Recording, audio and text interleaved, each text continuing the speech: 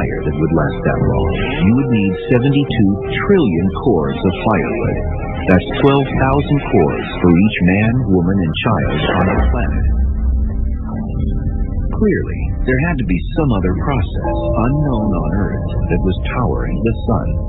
In the 1920s, scientists found the answer to the puzzle in a process that would later be harnessed to fuel the hydrogen bomb: nuclear fusion. Fusion occurs when atoms are smashed together at a high rate of speed and literally fused. To get this to happen, conditions have to be just right. For any interaction to happen, these two protons each have a positive electric charge, and so they would repel each other. So you've got to get them close enough together. And to do that, it's got to be hot, which means the particles moving very fast, and dense enough that they hit each other and they can get close enough together that they actually fuse.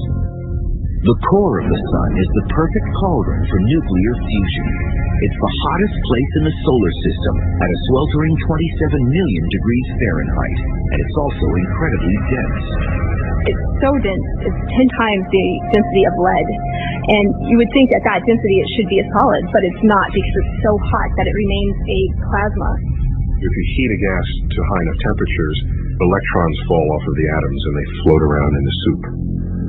And so it has behavior that's different from what a gas would do. We have a different word for it. We call it plasma.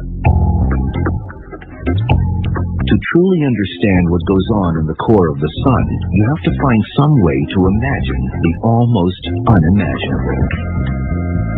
In addition to studying the sun, I also play pool. And the sun is a place where there are billions of particles colliding and interacting with each other.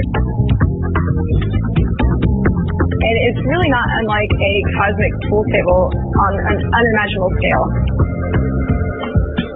It doesn't matter how hard you hit a ball.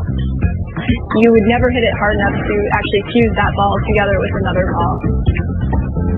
But there's so much pressure and such high density at the core of the sun that the two objects impacting each other will actually fuse. In the sun, these objects are hydrogen atoms, flung together by immense pressure to form helium atoms. In this fusion process, the resulting atom is slightly less massive than the one that created it. The missing mass is given off as energy. Each second inside the sun, 600 million tons of hydrogen are fused into 595 million tons of helium. That 5 million tons of mass lost in the process is converted into energy equal to 1 billion 1 megaton hydrogen bombs.